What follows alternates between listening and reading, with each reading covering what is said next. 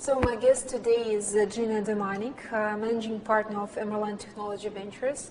Gina, you are welcome to the Digital October. Thank you. Thank you. My first question before the serious one will be a little bit funny and cozy. How did you earn your first money in your life? First money, first real paycheck. I was 15 years old and I got a job as a waitress in a barbecue restaurant in Arizona. Okay. But nothing to do with venture capital.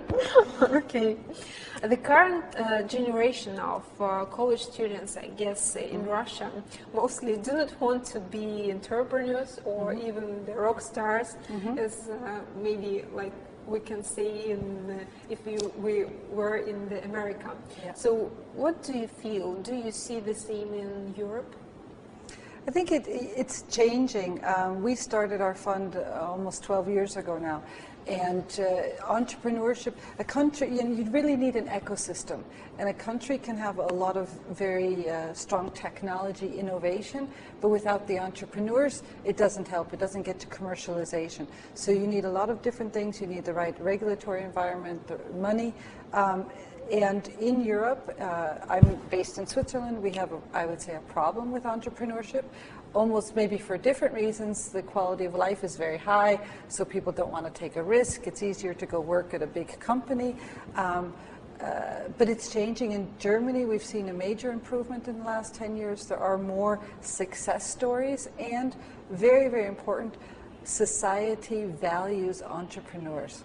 So the media has to actually show not the bank directors, but the entrepreneurs, the guys who are really starting up little companies.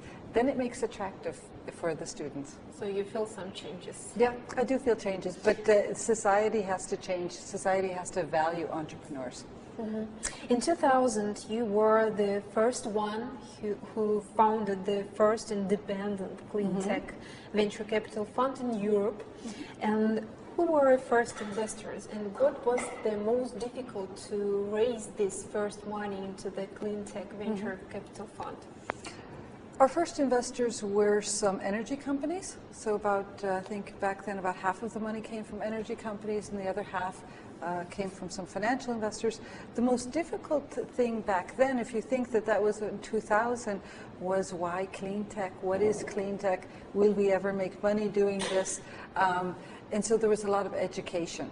I think today people know what clean tech is. People see, even the average person on the street feels that there must be opportunity in new energy and energy efficiency. So we spent a lot of time just educating people back then. But we obviously miraculously convinced some people. Emerald is the pioneer in the rapidly emerging clean tech technology sector.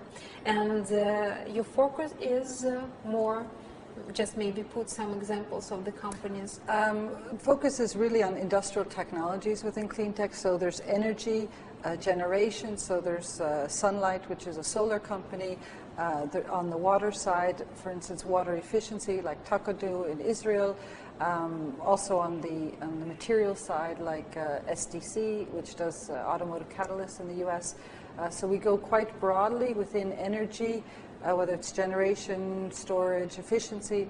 We go into water, membrane technologies like Inge in Germany, or like a Takadu, as I mentioned, and also all throughout the materials technology side. I know that you have a great team in your fund. What are the key principles you follow assembling a truly unique investment team in your fund? I think people need to understand and not underestimate how difficult it is to start up a new company. So you need to have people in your team who have competence, not only the academic competence, but also they have the networks, they understand the markets, so that after you make the investment, you can actually help these companies. Actually, finding the company and making the investment is the easy part. The hard part is to help them become successful. And who is the, give maybe just a little bit determination, a successful investor? Who is it?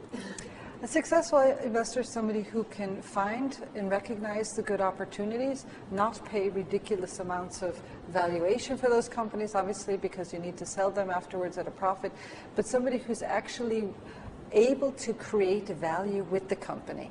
So to recognize, oh, I think this company has a lot of potential, I understand their challenges and I can help them, and partner together with the other co-investors and the management team to then grow the company and then find the right time to exit. So you have to also know how to sell companies and to bring them on the stock market.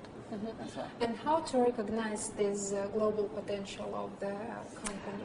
You need to have people in-house who have worked in those industries. So in our team, we have people who have spent their entire careers, 25 years, working in these industries. They understand what the customer wants. They understand how quickly the customer will adopt these technologies, how much money it will cost, and how much time it will take. Mm-hmm. And you've mentioned the exit time. Maybe what is the right exit times? I understand that it depends on, but maybe it depends on what. We have to always be careful that we're not putting in more money than what we think we're going to get out of the company, right? So to create a business model where we say, okay, we need to bring the company to a certain level of proof of the technology, of proof that the customers want this, that there is a strong market demand, but we don't necessarily have to invest 100 million to create the manufacturing industry, right? So that either we find a business model where it's outsourced, or we wait until some big company buys it and they have enough manufacturing capacity. So I think it's important to bring the company where you've proven the product, you've proven the value proposition, they have a strong competitive advantage, but you don't stay in there for too long. And as a venture capital fund, we obviously try to get out after about 5 to 7 years. It's a strategic investment. Exactly. So it was a short talk with Gina Domanig. You're very, very much. Thank you. Thank you, Anna.